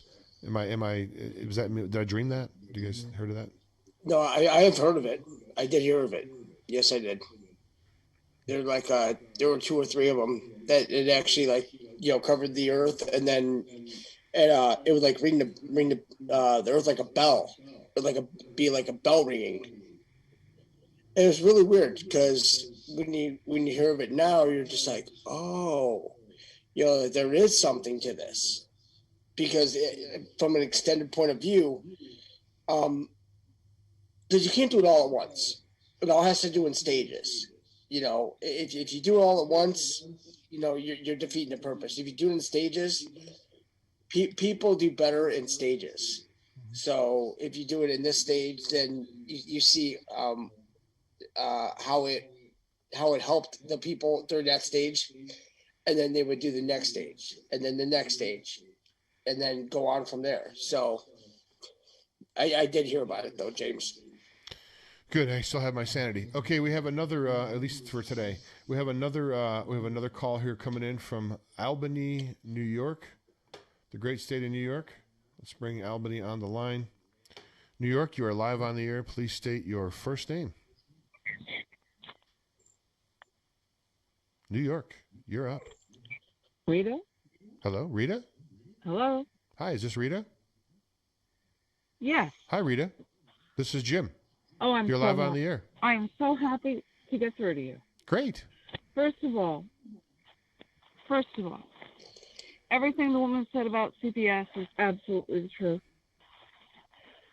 CPS in Vermont took the most amount of children other than one other state. CPS can't take Indian children from their families under the laws of ICWA protection, yet they do it constantly. They say they're not Indian children. I have a letter from the tribe that said they are. And all 4 parents gave me POA to adopt my 4 grandchildren, yet CPS took them and broke all the ICWA and federal and state law protections and policies. I'm fighting still. It's been since 2015. I have proven to the court they even changed their birth date and separated all 4 and put them up for adoption. The audit showed they put them in no criminal background checks, unlicensed foster homes. It was a violent foster home. The kids saw the foster parent beat up in front of them. Then they claimed the kids were acting out when they left hundreds of lice in their heads. I was fighting the whole time to protect my babies. I got the law of the de facto passed, and then people got behind me, and the government passed ICWA is no longer an opinion on the federal books. It is now a federal law. They cannot take Indian children from their families on falsified reasons, which is why they took my grandchildren, and I proved it to the court. Unbelievable evidence. I had their DCF file. They still have not returned my children. I'm the de facto parent. I'm the grandma, but I raised those kids because CPS asked me to. They asked me to raise the kids, said I was a successful kinship caregiver foster parent, yet still took the kids, claiming that I was a schizophrenic, a false diagnosis, which I have my true diagnosis from a professor of Harvard. He took the stand in court, and they still did not give back the kids. Carla, did you have a specific question that you wanted to field, that you wanted us to field for you regarding any of this stuff?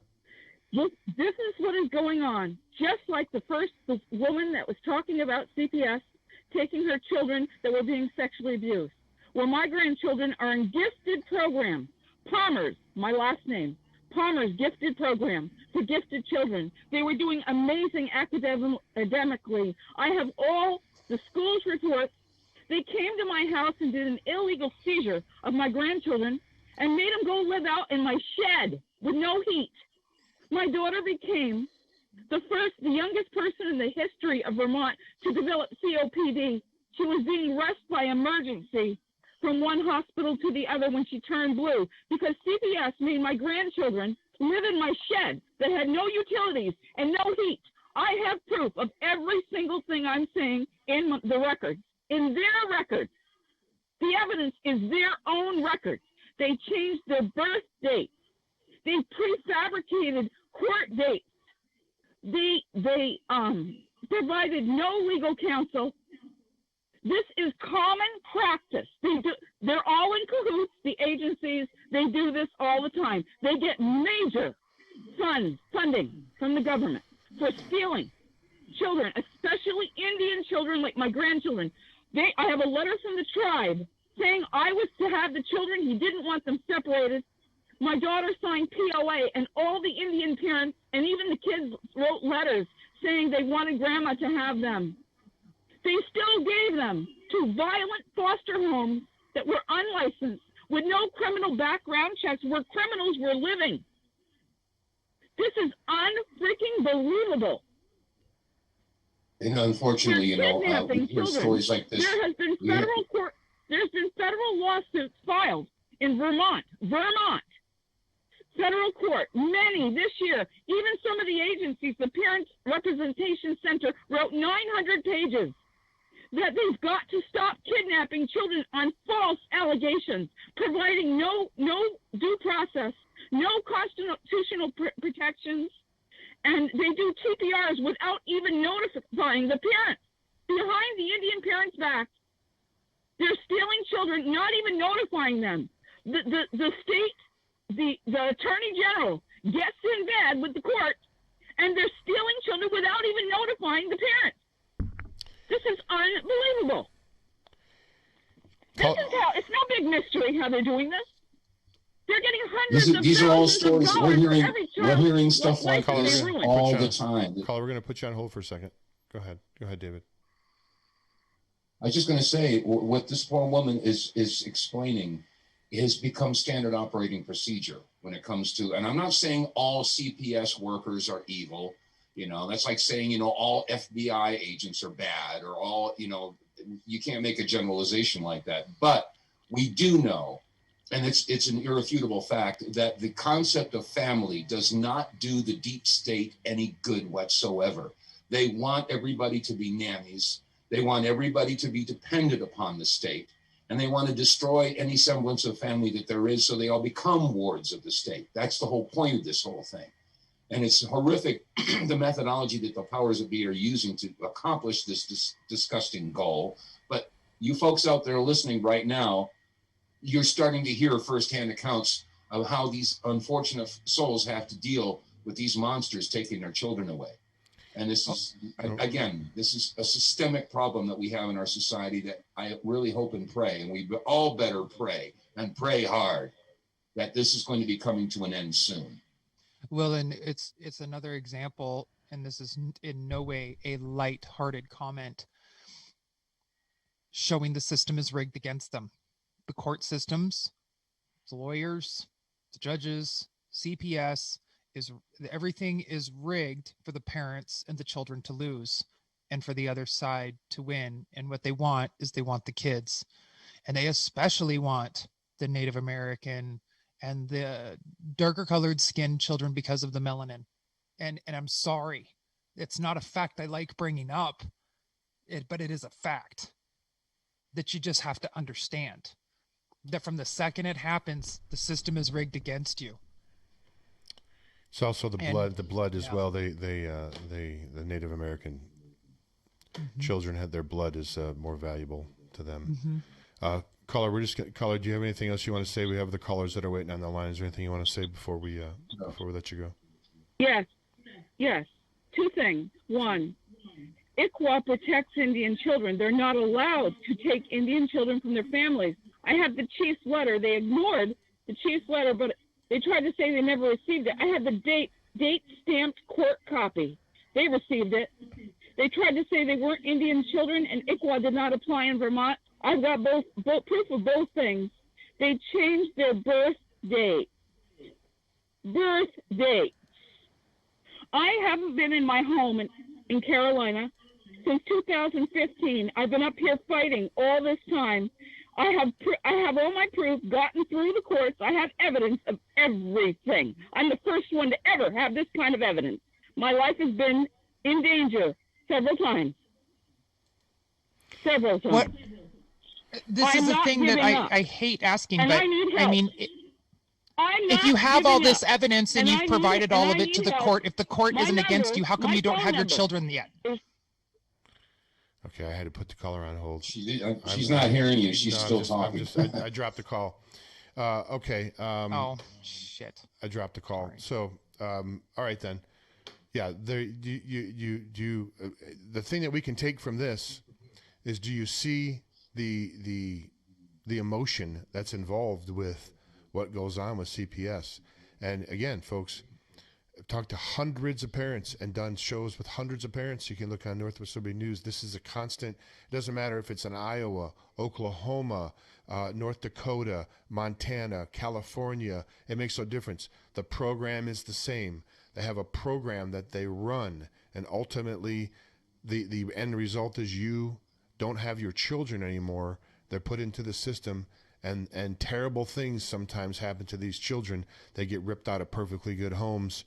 You can see, guys, you can see the emotions behind these. It's a national tragedy, is what it is. There's no doubt about it. It's a cancer. It's a cancer. And it needs to be removed. And if it has to be done surgically or any other way, chemically, whatever, but this is a cancer to our society, to our species, that must be eradicated. I mean, it's gone on for too many centuries, and it's been swept under the rug and ignored for way too long. And anybody who still says, oh, that Pizzagate stuff is a conspiracy theory, raise your hand and slap yourself real hard with it. Yeah. Okay, we have Virginia on the line. Jason's been real quiet. I know that you've been taking a lot of this stuff. And I'm curious to know what's going on in your head right now, Jason. You know what? That first caller just, it definitely, yeah. It affected me too. Yeah, I just much rather just keep quiet, because I don't want to go on any kind of rampage. I just much rather just take it all in this time. So. Fair enough. I don't think any of us today were expecting these kind of calls, personally. But I do appreciate it, because I mean, it does, it gets it out there, and it does inform people that this does go on, that this is for real. People thinking that this is some kind of conspiracy. This is some kind of thought up imagination through our heads that we enjoy talking about this. We really don't. But, you know, it's the elephant in the room. I mean, we have to discuss this. And whether it's, you know, discussed, you know, by her explaining her whole story, and the stories are, you know, after that, it just, it hits a spot where, you know, I'd much rather just let others speak. And, you know, for that case, I just much rather just, you know, just take it all in and just. Fair enough, my brother. Go about it that way. It's all good. It's all good. Everybody deals with this. Everybody deals with it their own way. It's a difficult thing. Trust me. My wife can tell you. My wife can tell you. Okay, Richmond, Virginia. You're on the line. Richmond, Virginia. Thanks so much for calling in. Please state your first name. TJ. TJ? Hi, TJ. Thanks for calling in the show. Okay. Yes, I have a little lighter bit of a question. My sister and I are the only two that are awake in my family of 7. And I don't know if anybody else has noticed, but at night, like when you get up at 2, 3 o'clock in the morning and you go to the restroom and you look outside, if you look up at the sky, and I'm not talking about when the moon is out, but it's getting brighter. I don't know if that's just me, and this is not just this month. It's been 6 months, it's been getting lighter and lighter and lighter. I can see the tool shed at the end of my property line, and I don't remember seeing that 6 months ago. I needed a flashlight.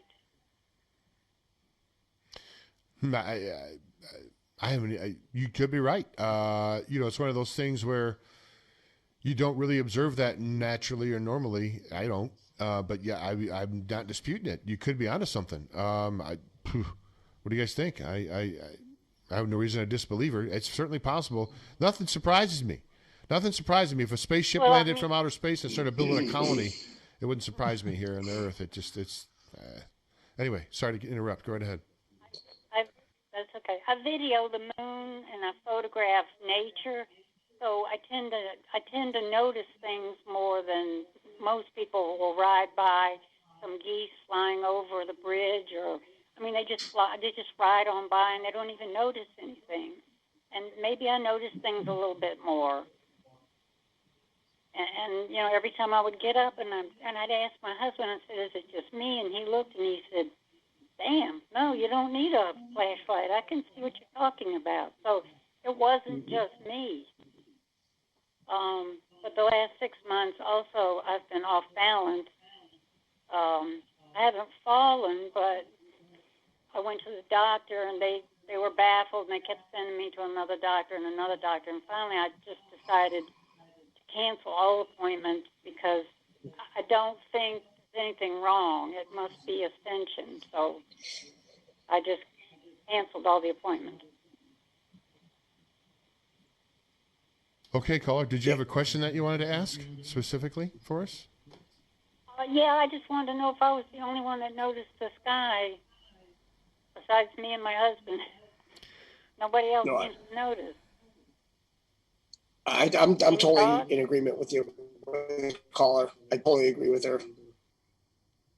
It has been getting much lighter out at that time of night, day, because usually when I'm up, usually all the time, but you'll look outside and for some reason it'll look like it's almost like turning daylight. And it's like, it shouldn't be getting that light at that time. You know, usually it's a dark of night, but as you can see, even across the whole sky, you know, so it could be something having to do with, I mean, it could be a myriad of things, but you know, it is getting light out.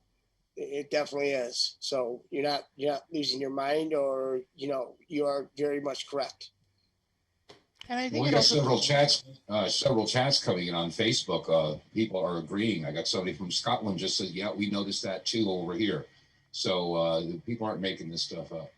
And that's something that honestly, where Dave and I and James live, you know, that's something that's very common in the middle of the night for it to be light enough that you can literally walk around and see everything. It depends on the time of the month, of course, where the moon phases are, but I definitely can agree that I've noticed a lot of different changes in different things. The moon, the sun, the stars, patterns. There's just been things that's, look up, start paying attention. How does the moon disappear for a couple weeks? Like 2 weeks. It was just gone. It wasn't overcast. So but not everybody sees it. Not everybody's taking account on like a daily of what exactly they're seeing on different transitions. It's just like, oh, that's different. That's odd. That isn't normally that way. And that's what makes you see it and just paying attention to it to continuously. But you're not alone, hun. We're all seeing all sorts of different things all around the world. We've only got about 10 minutes left on the show here before we're finished. And I just want to, just for sake of coming towards the end here, I'd like to get your guys' view on something. How would, and of course, no one knows the future, and doing time, timing and stuff is always difficult. But for this exercise, if you guys will just indulge me for a minute, let me know, how do you think this place is going to look in a month, in a year, and 10 years? If you had to say, how we're going to, what we're, us right now in America here, and even worldwide, but more specifically here, what do you think things are going to be in a month, a year, and 10 years? Kelli, I'm going to throw that at you, and I'll answer my own. I can actually go first to give you guys, because I hit you with the question. So I think in a month we're going to have, I believe we're going to have hopefully some arrests are going to be made. In a year we're going to have a new, I think, republic, and I think probably Donald Trump is going to be the one running it. And within 10 years, I think we're being able to travel in space in some aspects. Maybe not far space, but maybe even close. I don't know. Maybe people think I'm crazy, but that's my thoughts. Anybody else want to jump in? Man, I would love to say I definitely agree that the next month, 2 months, who knows, we're in for a roller coaster still. This is far from over, you guys. A year from now, I'd like to see some people, if not the humanity, to be able to have a little bit of peace and to be able to rest and not be as frustrated and confused and emotional and everything, and to just find some happiness within the next year and 10 years. I mean, the possibilities are endless of what or where we could be or how we are there. I can't speculate. I have my own visions and dreams of what I wish for, but that doesn't necessarily mean that that's what we're going to get. But I can hope. Indeed. Fellas, you guys got any thoughts on that? You want to skip? You want to pass? Want to take a pass? Oh, Jason. Well, a month or two, I can only, hope that everybody starts coming together peacefully.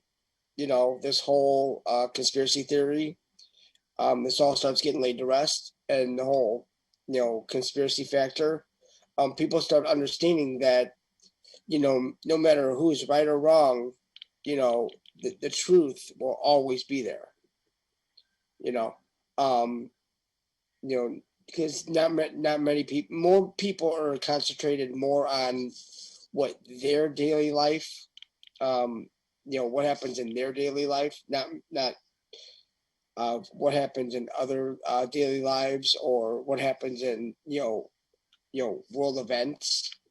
But once they all start coming together and they start understanding that there's more to life than just what happens in your daily life or what happens in their daily life.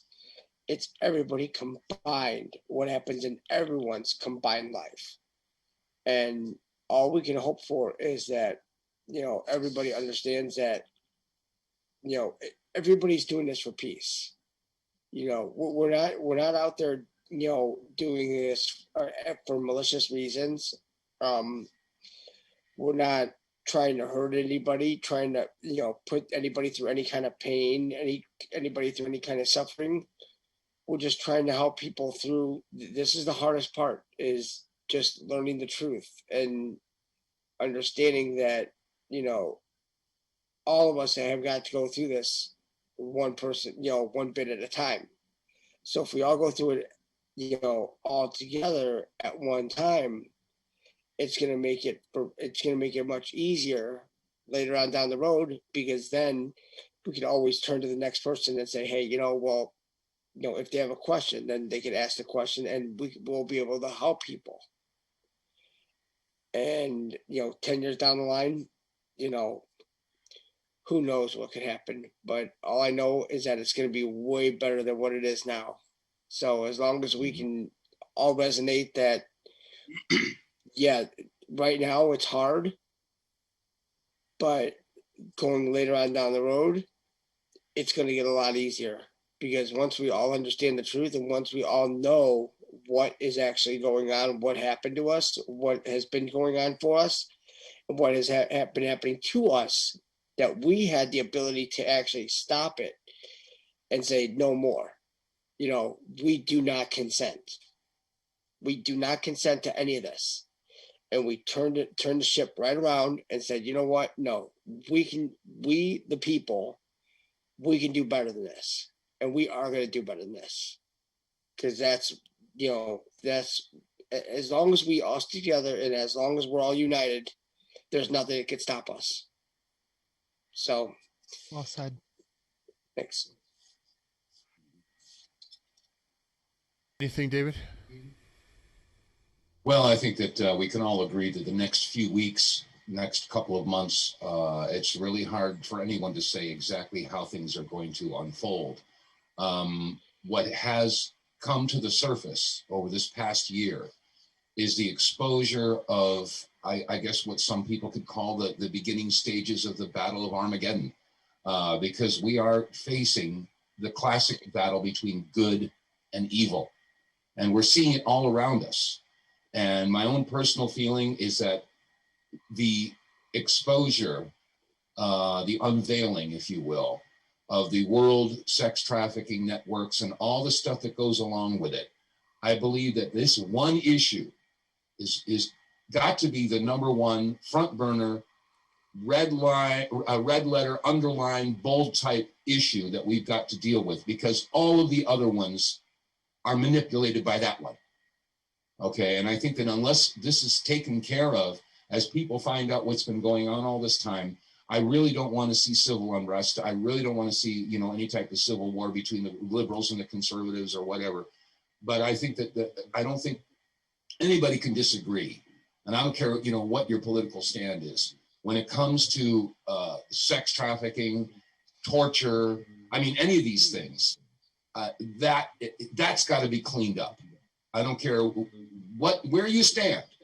Once we get that cleaned up, I mean, all the way from top, all the way down, all the way to the local level, because I don't care what town you live in, what village you live in, there are corrupted individuals that you are in the immediate vicinity of. There are judges, there are lawyers, there are, business leaders, there are, law enforcement people that are involved in this one way or another. Either they're directly or indirectly, or they're turning their a blind eye to it. It has to be cleared up, and I really do believe that if that is cleared up, everything else will fall into place. Well, we're just running out of time here, and I'll start first with this. If you want to find out more about this broadcast and what I have going on, you can go to criticaldisclosure.com or northwestlibertynews.com. Jason and Dave and Kelli, you guys can give out any Facebook pages, YouTube channels, anything like that. If people want to reach out to you, email addresses or whatever you guys want to do. I'll start with you, Jason. Well, funny thing is that the last show that we had, I was knocking on wood that my Facebook page would not be removed, and wouldn't know it, the next day it was actually removed. So I finally got it back. Was it yesterday? So it's under Jason Q. Jadaszewski, and how much longer it's going to be up for, that's up for debate. But they're actually thing. Yeah, it's an hourly thing, it seems. But there actually is another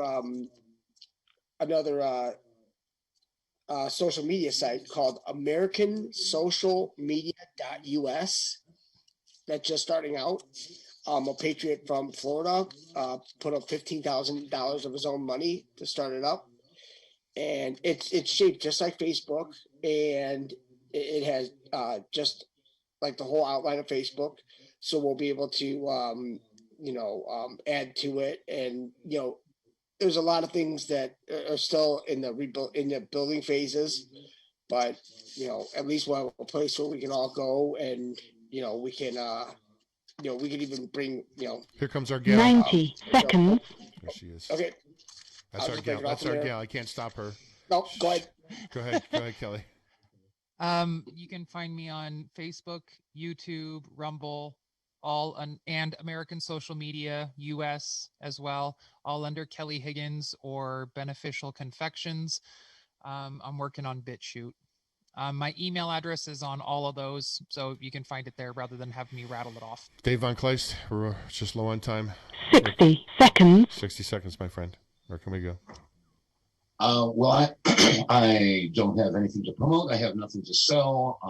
I've been sort of out of the picture for a little over a decade. It's just now I'm starting to get back into the public eye again.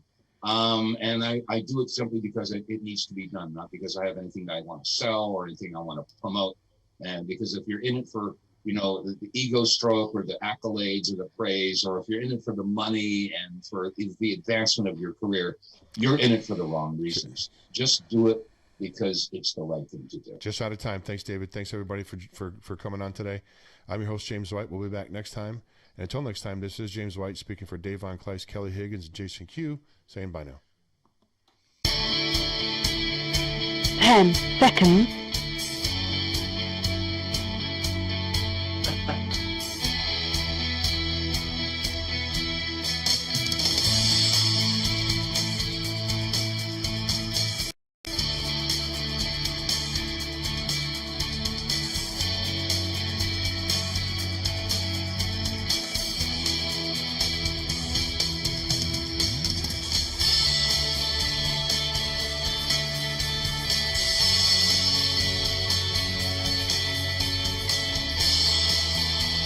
Thank you for using Blog Talk Radio.